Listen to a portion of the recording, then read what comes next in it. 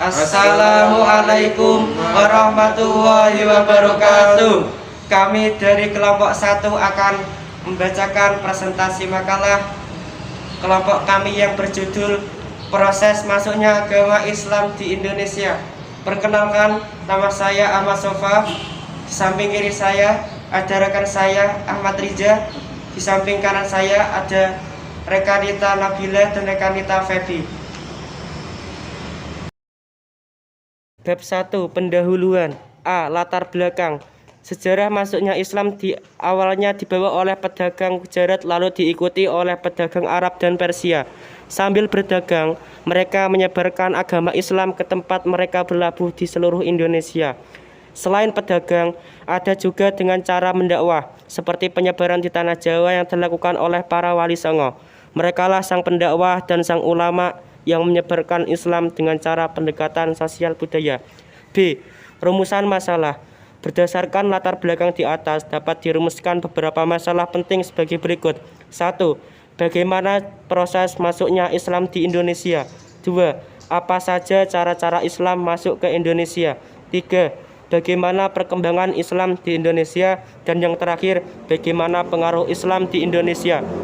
C. Tujuan. Berdasarkan rumusan masalah di atas dapat diambil beberapa tujuan sebagai berikut. 1. Untuk mengetahui tentang proses masuknya Islam di Indonesia. 2. Untuk mengetahui cara-cara Islam masuk ke Indonesia. 3. Untuk mengetahui perkembangan Islam di Indonesia. Dan yang terakhir, untuk mengetahui pengaruh Islam di Indonesia. Bab 2. Pembahasan. A. Proses masuknya agama Islam di Indonesia. Sebelum agama Islam datang, bangsa Indonesia sudah mempunyai bermacam-macam keler, misalnya animisme dan dinamisme. Aliran kepercayaan tersebut sangat kuat menancap di hati sanubari para penganutnya. Dengan mengakarnya pengaruh kepercayaan di masyarakat itu, maka agama Islam menjadi sulit masuk dan berkembang di Indonesia. Tetapi karena para penyabar agama Islam sangat ulet dan gigih didukung dengan kesabaran dan ketabahan yang luar biasa, maka akhirnya agama Islam mendapat sambutan di masyarakat.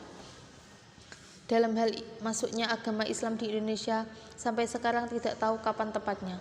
Tetapi di kalangan pakar sejarah terdapat setidaknya 2 pendapat.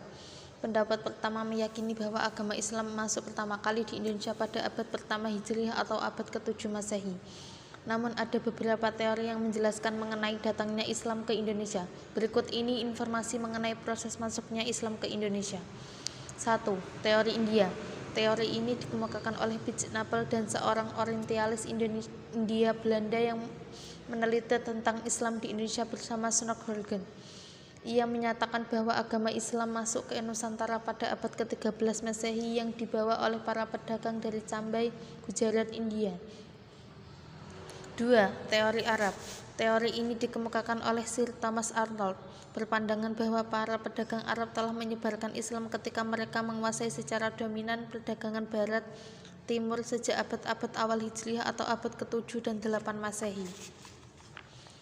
3. Teori Persia. Teori ini dikemukakan oleh Hasan Jajadiningrat. Islam masuk ke Nusantara dari Persia singgah ke Gujarat pada abad ke-13. Hal ini terbukti dari kebudayaan Indonesia yang memiliki persamaan dengan Persia. B. Cara-cara Islam masuk ke Indonesia. Pada umumnya, agama Islam masuk di Indonesia dilakukan melalui cara-cara sebagai berikut ini. 1. Dengan cara perdagangan. 2. Dengan cara perkawinan. 3. Dengan cara politik. 4. Dengan cara pendidikan. 5. Dengan cara kesenian. 6. Dengan cara tasawuf. C. Perkembangan Islam di Indonesia.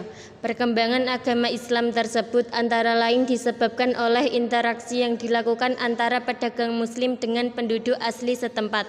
Komunitas para pedagang yang semula hanya beberapa orang kemudian berkembang membentuk suatu perkampungan. Adapun faktor-faktor yang menyebabkan agama Islam dapat tumbuh dan berkembang dengan baik di Indonesia antara lain sebagai berikut.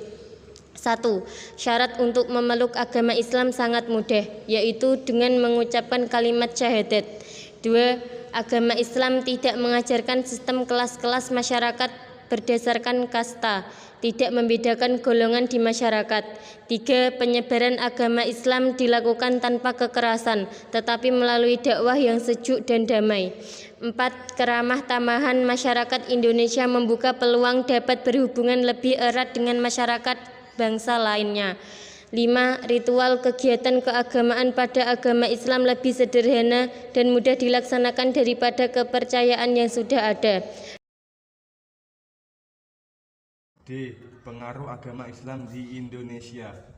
Dakwah Islam pada masa awal lebih bertumpuk pada usaha para saudagar secara perorangan. Namun ketika mereka telah berhasil masuk ke elit penguasa, dakwah Islam berkembang sangat pesat. Kedudukan ulama yang ditugasi sebagai penasihat kerajaan atau hakim dalam pemerintahan semakin membuat penyebaran agama Islam ke daerah lain. Dalam bidang arsitektur, pembangunan masjid diutamakan sebagai rumah ibadah sekaligus pusat kegiatan umat. Dalam bidang seni dan budaya, para wali, ulama, dan mubalik mampu membangun keharmonisan antara budaya atau tradisi lama dengan ajaran Islam. Bidang adat istiadat yang berkembang di Indonesia banyak terpengaruh oleh peradaban Islam. Dalam bidang politik, ketika kerajaan-kerajaan Islam mengalami masa kejayaan, banyak sekali unsur politik Islam yang berpengaruh dalam sistem politik pemerintahan kerajaan-kerajaan Islam. Bab 3 penutup. A. Kesimpulan. Islam datang ke Indonesia ketika masih ada pengaruh yang kuat antara Hindu dan Buddha. Masyarakat Indonesia berkenalan dengan agama dan kebudayaan Islam melalui jalur perdagangan, sama seperti ketika berkenalan dengan agama Hindu dan Buddha.